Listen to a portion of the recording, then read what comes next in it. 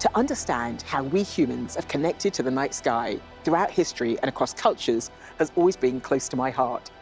It shows of a shared understanding of the universe that goes back through generations. Before this modern age of giant telescopes and space missions, humans still marvelled at the vast cosmos we inhabit, looking up as the stars and planets, the moon and the Milky Way turned above their heads. But to understand how the early humans made the connection, we need to look to archaeology to tell us more. And it turns out it has a lot to tell us. So tonight, we're looking at the unexpected places where astronomy and archaeology intersect. Welcome to the Sky at Night.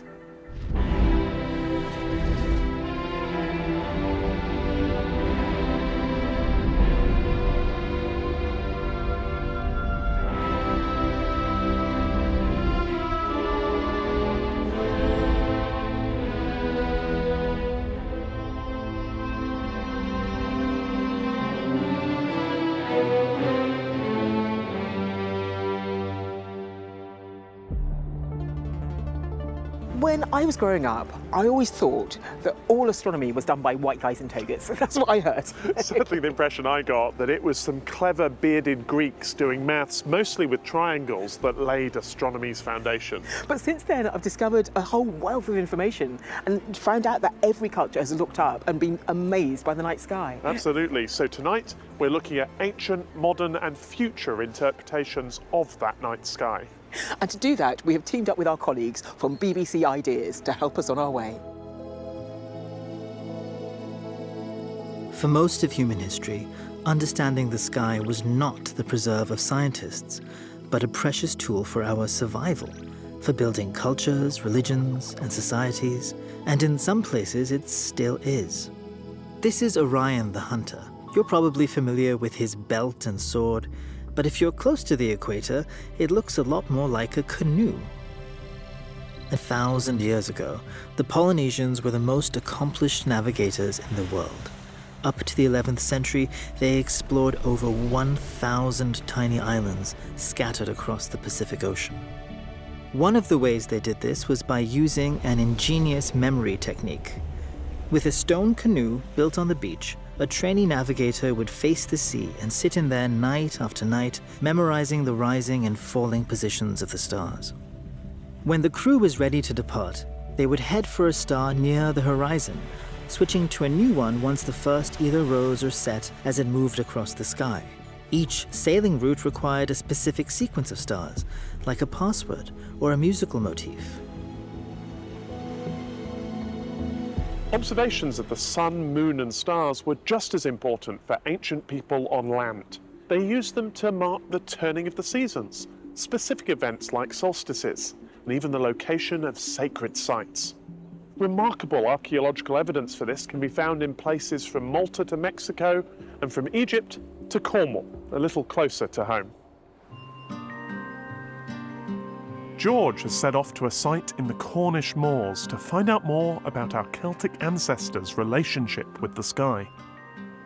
The UK is sprinkled with prehistoric monuments, these mysterious stone structures that are well over 2,000 years old. Now that's long before our ancestors started leaving behind written records, so sadly the exact purpose and meaning of these sites has been lost to time. Archaeologists have been working on them for decades, trying to dig up the past. But there's a relatively new crop of researchers that are helping to decode these sites in a different way, by looking up at the skies above them and seeing if there's any links to the stones below. I'm at Bodmin Moor to meet Carolyn Kennett, an archaeoastronomer. She's trying to piece together the history of Goodaver Stone Circle, a site that will soon be open to the public. So Carolyn, aside from being the world's coolest job title, what exactly is an archaeoastronomer? An archaeoastronomer investigates sites like this and considers how they connect to the sky above.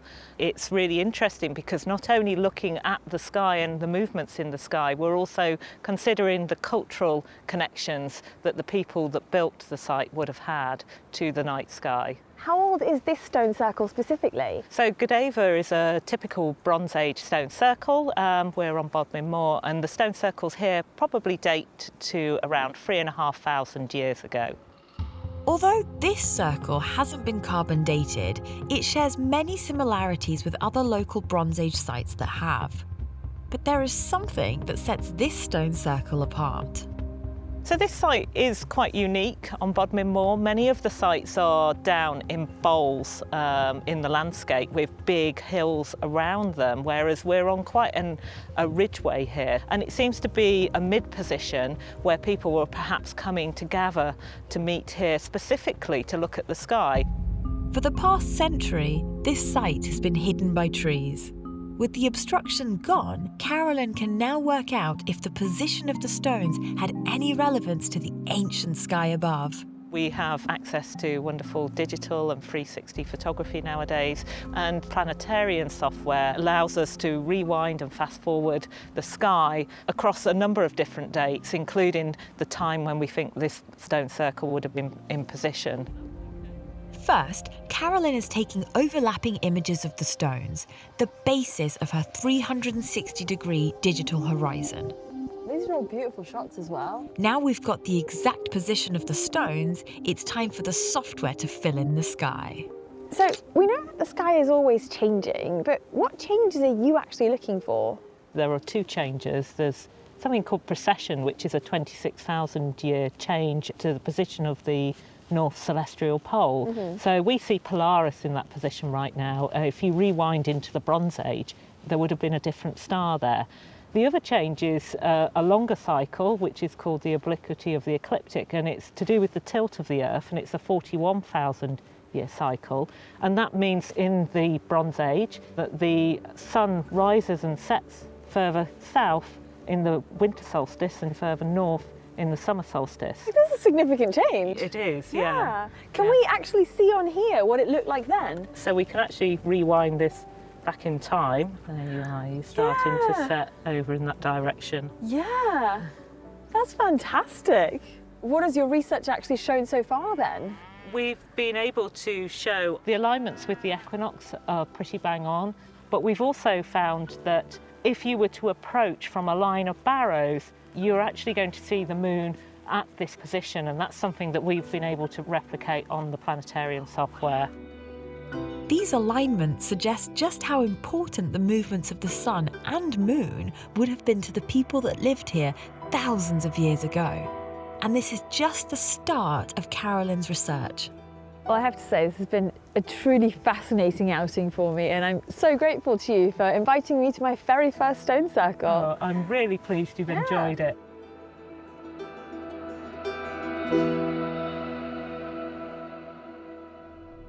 The Goodaver stone circle is just one of thousands of stone monuments across the world, and a relatively small one in the grand Stonehenge scheme of things.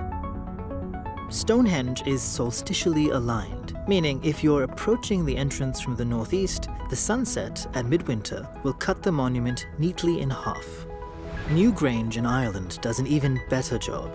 A 19-metre passage runs the length of a long barrow, leading to a central chamber. In the mornings around the winter solstice, the sun shines directly in through a crack above the doorway. Newgrange was a tomb. So for the people that built it, ancestors, death, the sun, and seasonal renewal were probably linked. Perhaps it was the job of the ancestors to turn the sun around at midwinter, guaranteeing the return of spring. One of the most stunning examples of an ancient astronomical tool is at Chanquillo in Peru. A line of 13 towers provided a detailed solar calendar to someone viewing it from a specially built doorway. Archaeology helps us understand the significance of these sites to ancient civilizations. But the principles that it uses are also giving us insight into a very surprising area: the evolution of galaxies. Chris has headed to the University of Cambridge's Department of Archaeology to find out how astronomers are learning from the best in the archaeological business. Just like archaeologists, astronomers are stuck with whatever the universe gives us. An archaeologist can't ask for a different bit of Roman villa to be preserved, and I can't reach out and flip a galaxy over to see its far side. We get whatever we get. We just have to do our best to tell true stories about the past from it.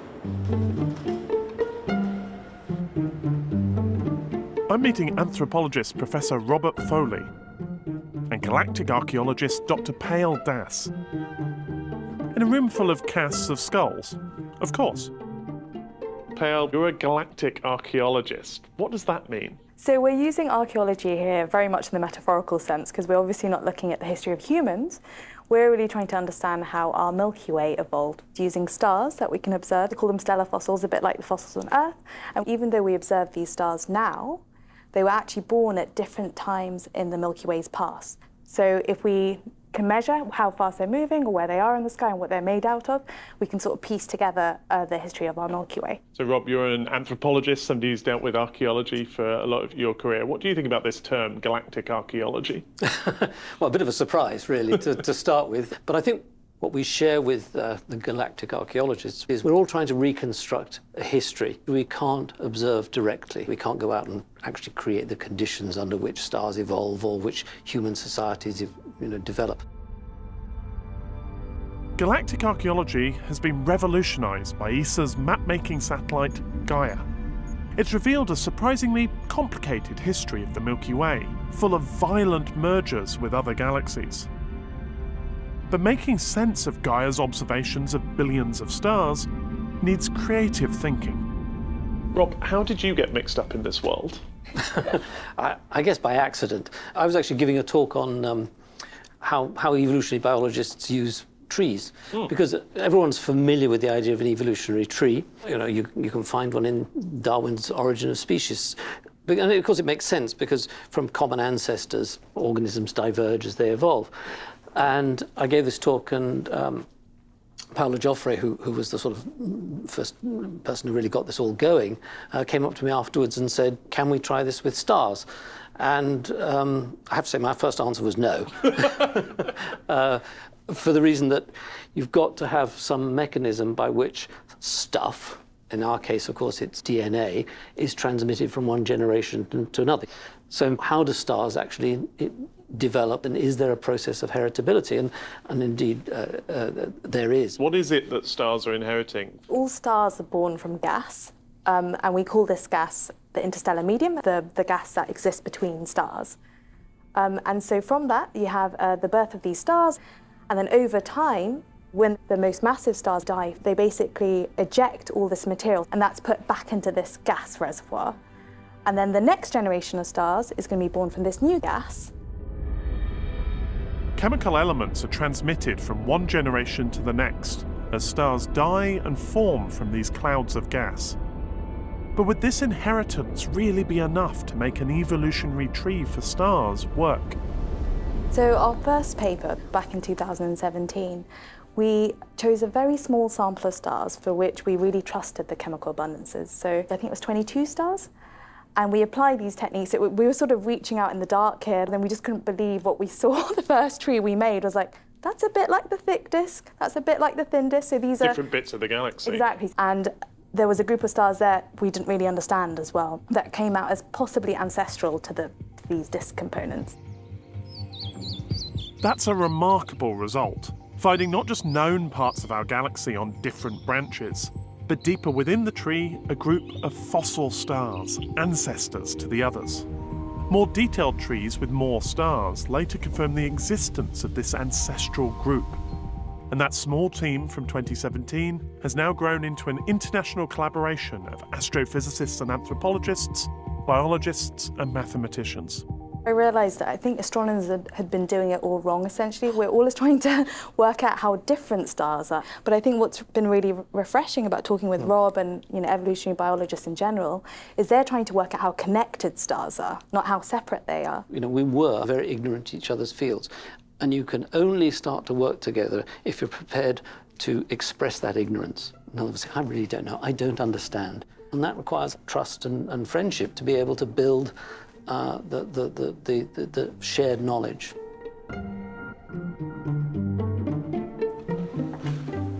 It's always fun when you spend time with two scientists having that much fun working together, especially when they come from such different backgrounds. But I think their collaboration's still deep in the roots of their tree, and I'm looking forward to seeing what branches develop. Exciting results like this come from looking out into space and asking why. something we've done for centuries as we ponder the stars above us. But in the modern world, our relationship with the night sky is changing. With the development of complex technologies such as GPS, most humans no longer rely on the sun, moon, and stars to travel or to organize their lives. Just as well because light pollution is increasing globally between 2 and 10% year on year. Only 1 in 5 people in Western Europe and America can now see the Milky Way. But birds need the stars, including the North Star, to navigate. If they can't see them due to light pollution from cities, they run into trouble. Denying animals access to the stars is just one of the many ways in which light pollution impacts nature. Anyone that likes to look up at the stars will know the problem of trying to find a spot to get the clearest view. Excess light from towns and cities up to 120 miles away can still spill over into the night sky, hiding the stars. But there are places all around the world where people are working hard to preserve that nocturnal view. Back in 2011, Exmoor National Park was awarded International Dark Sky Reserve status. Over the years, a lot of work has gone into ensuring the area's lights are kept to an absolute minimum, and that allows incredibly clear views of the stars up in the sky. That's when the weather allows it, of course. To find out why places like this are so important, I'm meeting Joe Richardson. If somebody asked you, how would you explain the importance of a dark sky reserve? I think they've become more important as time has progressed, but I think in an ever-changing world with more population, more development, I think it's really important that we have these sacred spaces where we can escape to and experience truly dark skies, not just for stargazing, but obviously to protect the ecology as well. There's actually been a lot of research to do with human health, because we know that light polluted skies has an effect on the human body and circadian rhythms. Recent research is finding light pollution not only disrupts our sleeping patterns, but could also be linked with the risk of diabetes, strokes, and even cancer. And it's not just us humans that it's harming. Research has shown with lots of animals, certainly nocturnal animals, their behaviour, breeding, feeding patterns are all changing. And even things such as insects, we've got evidence of insects coming out at night when you know they're meant to be out in the day. So it's certainly very important, and it's very important here on Exmoor National Park because, as we say, it's not just about stargazing. We also have to look about after the ecology of the park as well. So for people at home, is there anything they can do to improve the situation? We often say it's not about turning all the lights off. We don't expect everybody to live in the dark. No. What we do expect perhaps is for people to be more aware of it and use the right type of lighting in the right circumstances, and obviously only when it's needed. Things like, for example, using red light if possible. It's not as bad for your night vision as is bright white light. Pointing lights downward, pointing up into the sky is pointless. You need to aim your light. That's a good slogan. Use that one. You need to aim the light exactly where it's needed, as opposed to just allowing it to spill over. It's work like this that's done across the whole of the Exmoor Dark Skies site that allows for stunning views like these. We're hoping to go out later tonight to do a night walk. Weather looks a little bit iffy. Yes, it does, and it's not that great at the moment. It's actually quite frustrating. However, we often have Plan B. Right. And Plan B is that we will stay in the warmth of the tea rooms and we'll have a look at the night sky in a virtual way instead. So it's still a lovely evening. That's exciting. I've got my fingers crossed that the weather improves for us tonight. Thank you very much for your time, and I'll see you later. Thank you. If this was the size of the sun, look, she's even acting it. It's fantastic. Though the weather didn't improve, Plan B was fun. But with so much to see in the coming months, I'm keeping my fingers crossed for clear skies. You don't need fancy equipment to enjoy the night sky. Your eyes will do just as well. And there's plenty of bright things to look out for, including the planet Venus. But you will have to wait until towards the end of the year for an easy view of the planet. Luckily, on the 4th and 5th of December, the waxing crescent moon will make locating Venus very easy. Wait until the sky has darkened after sunset from around 5 p.m. Locate the moon, which will be low and near the southern horizon. Then look for the bright light of Venus, perfect for spotting with the naked eye. So if you're an absolute beginner, this is an easy one to start with. Another planet in a great position is Jupiter, which is currently prominently bright, beautifully presented against the exquisite stars of Taurus. Again, the moon can be used as a locator for this planet. And on the nights of the 16th and 17th of November, the bright gibbous moon sits near Jupiter. For the more advanced stargazers, as it approaches opposition, there is great potential to see some amazing moon and moon shadow transits. On the night of the 8th of December, don't miss the giant moon Ganymede, that's the largest moon in the solar system, crossing Jupiter's disk, virtually touching its shadow as it goes. The event starts around 10:30 on the night of the 8th of December and concludes around 00:50 on the morning of the 9th of December. You can also see Io in sync with its shadow from 03:56 until 06:08 on the morning of the 9th of December. And moving closer to home, we've got the planet Mars, which is looking pretty good as we head towards the end of the year. And there's an interesting project you can do which involves tracking the planet against the background stars. Mars heads towards the Beehive cluster M44 in Cancer the Crab during November. However, as it moves to a position just to the northwest of the cluster stars, its apparent direction in the sky reverses. Before the 6th of December, Mars moves in a prograde or west to east fashion. After this date, it's moving in a retrograde manner, east to west. This will continue until the 24th of February, when the planet once again reverses its direction to head east once more. Eventually, it will catch up with the Beehive, appearing to pass across the cluster in May of 2025. This odd motion is caused by the difference in orbital speeds between the Earth and Mars. And don't forget, there's also the Mars occultation in December that I detailed in the last episode. As ever, if you take any photos, do share them on our Flickr page. We'd love to see what you've captured of the sky above you. Here are a few which we've received recently.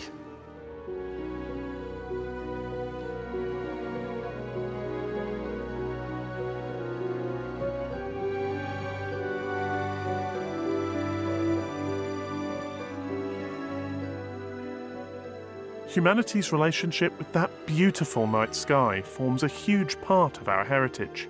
So how do we preserve it for generations to come?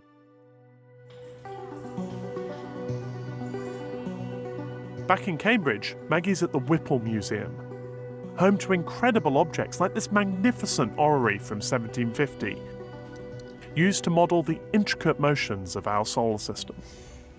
We keep objects like this in museums because they're important to our history. And it's not too much of a stretch of the imagination to realise that many of the artefacts that we've put into space also have a cultural significance. Telstar 1, the world's first active communication satellite, is still up there in orbit. While it is now technically defunct, it is an important part of our history. Without it, we might not be able to communicate in the ways we are used to today.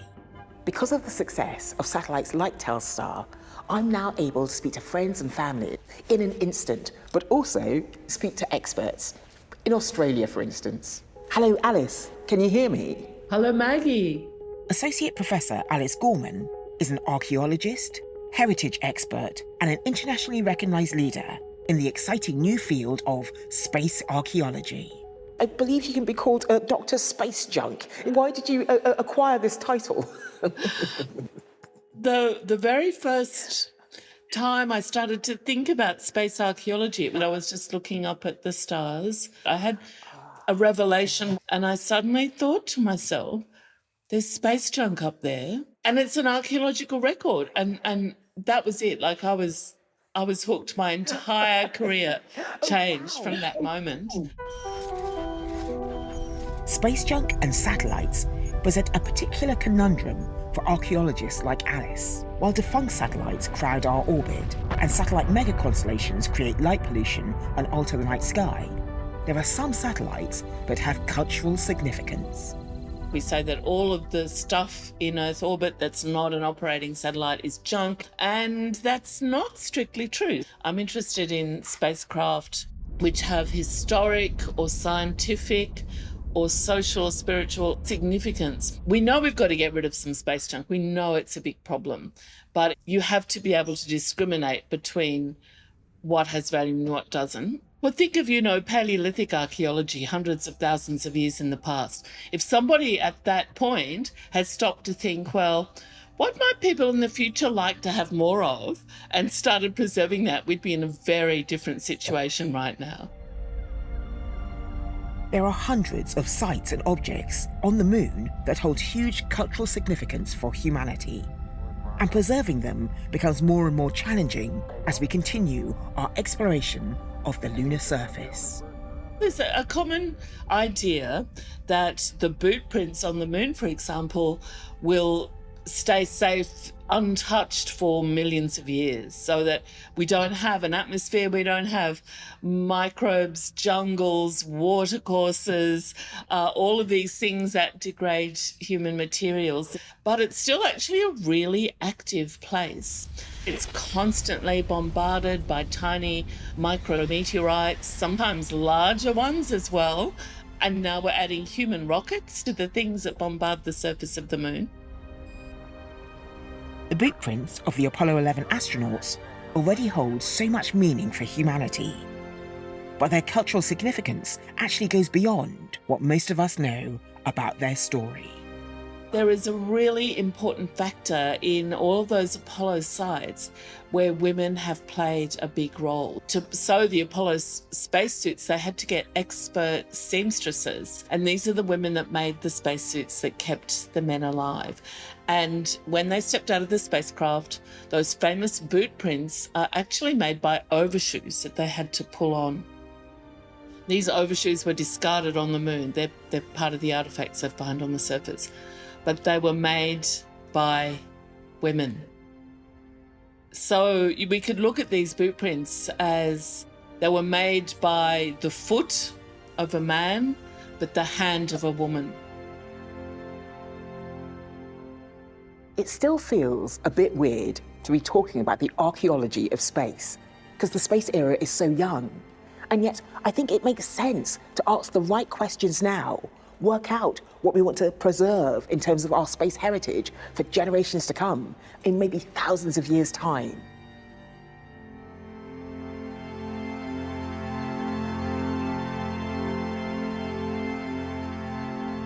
So that's it for this episode, and indeed this series. But we will be back in the new year. Until then, you can find all of this year's episodes on the BBC iPlayer. If you want to see the full version of the animation that we showed you earlier, it and many others can be found on BBC Ideas. In the meantime, do get outside and do keep looking up, because it's important for all of us. So until next time, good night.